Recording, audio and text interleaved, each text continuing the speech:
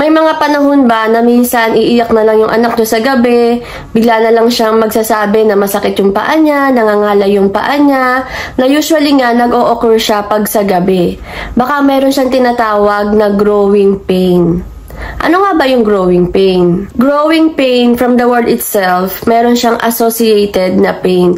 Usually, nararamdaman to sa paa, sa thigh, and lalo na during night time. Minsan, isang leg lang, minsan both legs ang masakit. Hindi lahat ng bata nakaka-experience nito. Ito yung tipo ng pain na talaga magigising yung anak mo sa gabi sa sobrang sakit. Usually, yung mga kids na nakaka-experience nito ay yung mga active during daytime. Pero during daytime, hindi naman po sila nakakaramdam ng pain sa paa. Mararamdaman lang nila yung pain nila during nighttime, pag medyo nagpapahinga na sila, doon na mag-i-start na sumakit yung paa nila. Hindi naman to every night nararamdaman ng ating mga anak. Minsan po, lang siya, mga once a week, twice a week, or depende po sa activities niya during daytime. Pero hindi lang po yung mga active during daytime ang nakaka-experience nito. Yung mga bata na laging nakaupo sa umaga, nagsi-cellphone, nag-gadget, tapos sa gabi, pwede rin nilang ma-experience ito. Kasi kulang din po sila sa exercise naman. Ito po ay walang diagnostic test na ginagawa, walang laboratory test para ma-diagnose. Nadadiagnose lang po ito based sa symptoms ng isang tao or ng ating mga anak.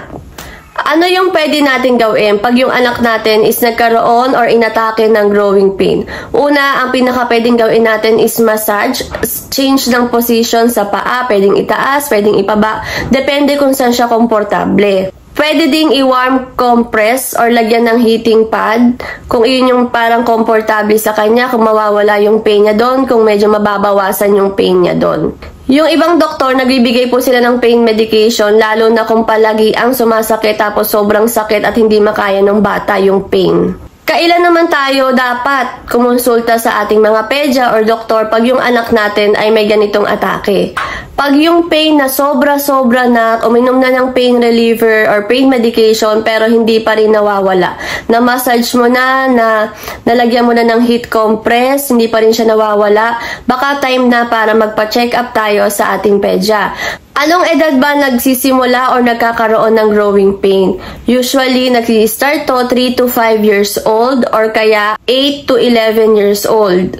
Minsan, hanggang teenage years, nagkakaroon pa rin ito or nagkaka-atake pa rin ng growing pain. Kung tingin nyo may growing pain yung anak nyo, palaging sumasakit yung paa, nangangalay, nang wala naman dahilan, pwede natin gawin is i-record natin yung time kung kailan siya sumasakit, gaano ba kasakit, ano yung ginawa niya, or activity niya ng umaga, ba't sumasakit yung paa niya, or nangangalay yung paa niya.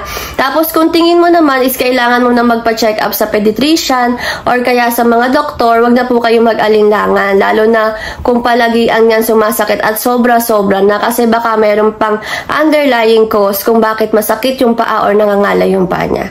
By the way, itong video na to is for educational purposes only. Okay? Huwag nyo siyang gagamitin na basihan para gamutin yung anak nyo. Kung meron nararamdaman, kung kailangan magpa-check up sa doktor, magpa-check up po tayo. Kasi iba pa rin po, pag doktor ang nakakita sa ating anak, gawa ng ating physical assessment, ng mga assessment na gagawin para mabigyan po ng tamang lunas yung ating anak.